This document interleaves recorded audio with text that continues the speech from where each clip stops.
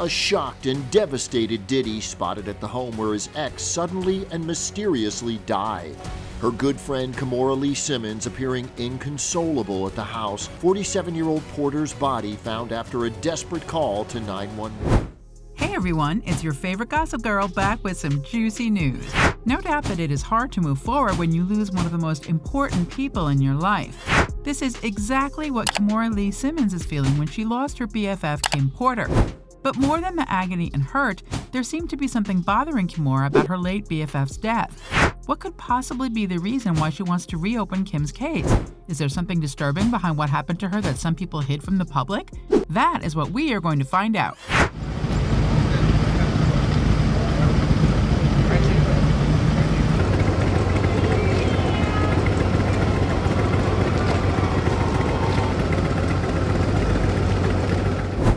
On that note, you all know who we're going to talk about today. This guy really is involved in a lot of shady stuff and debts. Sean Diddy Love Combs is under a lot of heat once again because close friends and family members are still seeking answers for what happened to Kim Porter. The day that Kim passed away, photos of Kimora weeping outside the home where Kim died made rounds online. Almost everyone was talking about how heartbreaking she looks that day. There was no denying that the fashion designer and Kim have built a very tight friendship. Some of you might even remember Kim as a bridesmaid to Kimora's wedding with Russell Simmons. It was back on November 15, 2018, when Kimora lost her best friend. As paramedics were called to Kim's house in Toluca Lake House around noon, the media immediately picked up that something was wrong. It was soon discovered that she had suffered from cardiac arrest. TMZ also reported that Kim also struggled with pneumonia, but it was never confirmed if that was the main cause of her death. Her death was confirmed by her rep to Page 6 saying, "Sadly, I can confirm the passing of Kim Porter.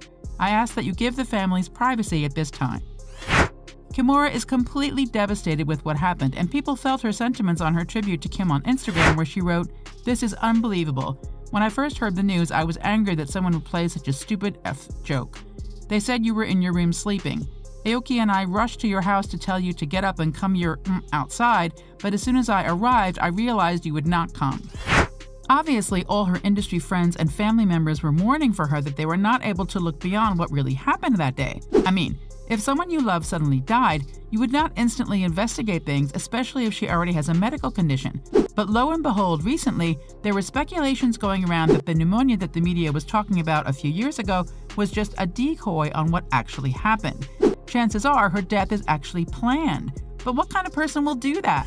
Even the people close to Kim were not sold on the story that the reason for her passing away was that one. I mean, even her fans were not convinced with that story. It did not take long for people to discover that there is something more to her death than what the media is saying. Things started to become messy right away when just a few weeks after, the deputy coroner, Ed Winter, who handled Kim's case, suddenly died. Now, this is interesting. And here we thought that things like this only happen in movies, yet this is real life. Apparently, Ed found a questionable toxin when he was investigating Porter's case. When he claimed that there must be further investigation about this case, he was immediately replaced by a new coroner. Well, this is suspicious. If pneumonia was really the reason for Kim's death, then it should not have taken the second coroner a long time to divulge this information. Some of Kim's friends even shared that Kim was supposed to consult her doctor because she felt that there was something odd, but you guessed it, she was not able to talk about her condition or whatever it is she was feeling. You know what? Diddy would always be shady because when Kim told him about her doctor, what he did is refer her to a different doctor. Y'all, things like that would never be just coincidence. For those of you who do not know, Kim and Diddy have 4 children together. People did not even buy Diddy's statements about how he cried for 3 months following Kim's death. The bad boy exec said, "At first, I cried for like 3 months straight. I would just be walking around crying, just like all the time. It hurts so bad. I was just not moving. I'd isolated myself. It was rough. I really could not control crying. I would be anywhere and any memory would just get me and really break me down."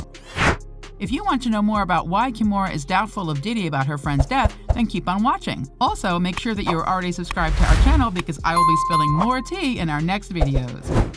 Now, going back to our topic. Another statement of Diddy became very suspicious when he said, 3 days before she passed, she wasn't feeling well. She had the flu and she sent the kids over to my house so they wouldn't get sick. One night I was checking on her and she was like, "Puffy, take care of my babies." She actually said that to me before she died.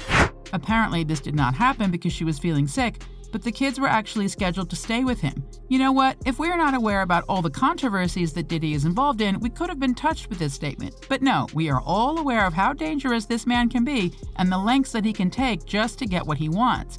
Kim's friends have a lot of reasons to be weary of Diddy, because apparently 2 of her close friends reached out to Kim's primary doctor, and what the doctor told them was kind of confusing. The doctor claimed that he never got the call from Kim and was not even aware that Kim was feeling under the weather. Well, if there is one thing that we can agree on, then that is the possibility that someone called her doctor first before she was able to communicate with him. You see, I told you, the more that we go on about these details, the more that we are realizing that her death must have been planned. If you are already getting hooked with this information, then wait till you hear this one. One of her friends, who remains to be anonymous, but people are saying that it must have been Kimora, revealed that the night before her death, Kim texted some of her friends saying, "He got me." Many were saying that she got poisoned. Remember what the dead coroner revealed, he found some toxins. And we all know that Hollywood could be cruel, but some partners could be much more sinister.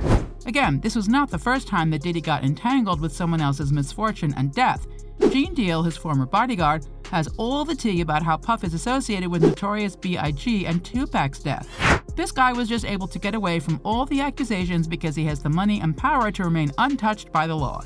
The day that Kim died, Diddy made a lot of questionable acts. For one, he was going through Kim's phone right away instead of checking on the updates of what happened to his partner.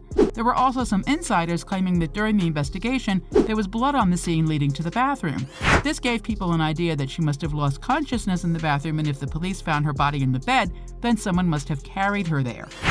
Out of all Kim's industry friends, it was actually Kimora who seems to be the closest to her.